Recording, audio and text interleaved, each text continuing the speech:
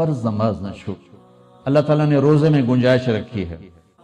بیمار ہو چھوڑ دو، مسافر ہو چھوڑ دو، بعد میں رکھ لو. اتنے بیمار ہو کہ رکھ ہی نہیں سکو گے، چلو معاف. چھوٹا سا فدیہ ہے وہ دے دو، معاف. زکوٰۃ آج فرض ہو گئی ہے، ٹھیک ہے، آج دے دو، کل دے دو، پرسوں دے دو، اگلے مہینے دے دو، اس سے اگلے مہینے دے دو، سال میں جب مرضی دے دو. حج فرض ہو گیا ہے آج، 20 سال کی عمر میں 60 سال کی عمر تک جب چاہو حج کر لو. لیکن نماز کا ٹائم ہو گیا ہے، بس نہیں چھوڑ سکتے، پڑھنی ہوگی اپنے وقت پر. تو میری گزارش ہے بھائیو، جہاں سے بھی آئے ہو، میں ہاتھ جوڑتا ہوں، نماز نہ چھوڑ. جب تک سجدے میں سر رکھتے رہو گے، اللہ کی چھاؤں آپ پہ رہے گی، اللہ کی نظروں میں آپ ہر وقت رہو گے، اور محبت کی نظریں آپ کا طواف کریں گی.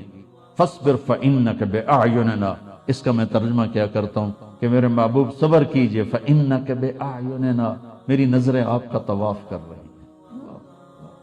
تو اس ماحول میں جو نماز پڑھے گا نا، اللہ کی محبت اس کا طواف کرے گی، اللہ کی رحمت اس کا طواف کرے گی، اس کو اپنی چھاؤں میں رکھے گا. کوئی کبھی قضا ہو جائے، انسان ہو سفر میں ہو جاتا ہے، سستی میں ہو جاتا ہے، نہیں پڑھی گئی، سستی میں، کام میں، اس کی قضا دے. سونے سے پہلے 5 نمازوں کی قضا پوری کر کے اپنا کھاتا مکمل کر کے پھر سو، تو انشاءاللہ اللہ مہربان کریم ہے، معاف کر دے گا. اور اپنی نمازوں کو قضا پڑھتے رہو گے اس طرح، تو پھر 5 نمازوں کے اللہ تعالیٰ طاقت بھی دے دے گا، ہمت بھی دے دے گا، توفیق بھی دے دے گا. کچھ وقت اپنے قرآن کے لیے، کچھ میرے نبی کی زندگی کے لیے. فیملیز کے ساتھ ہو، ماں باپ ساتھ ہیں، ان کو عزت دو، ان کو احترام دو. اور بیوی کے ساتھ، بچے ساتھ ہیں، ان کے لیے ٹائم نکالو. اپنے بچوں کو محبت سے پروان چڑھاؤ، ڈانٹ ڈپٹ سے نہیں، ڈانٹ ڈپٹ سے نہیں، ڈانٹ ڈپٹ سے نہیں، پیار محبت سے. میرے نبی نے 7 سال گزارے حسن کے ساتھ اور 6 سال گزارے حسین کے ساتھ.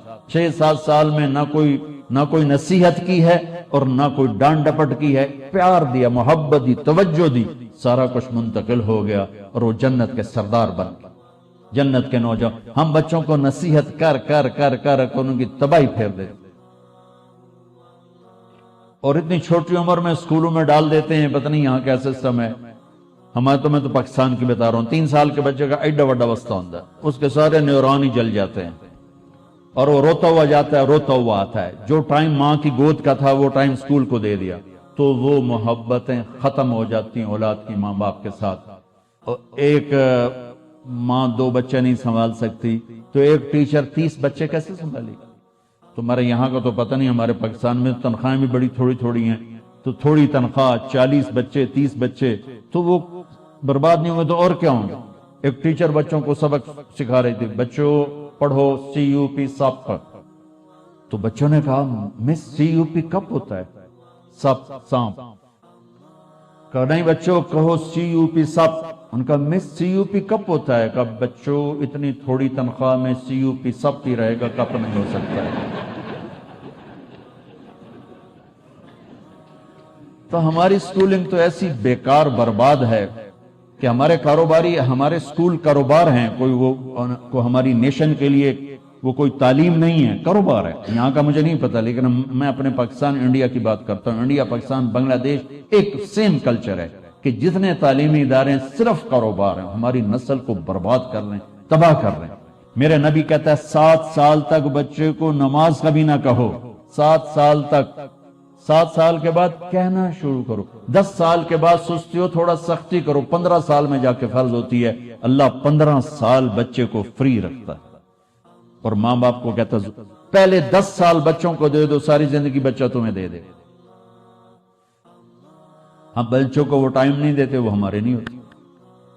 تو بھائیو، آخری گزارش یہ ہے کہ آپ 3 چلے کے تو سارے بھائی ارادے کر لو، ٹھیک ہے نا. اور میں چھوٹا تبلیغی ہوں، میں چھوٹی تشکیل کرتا ہوں.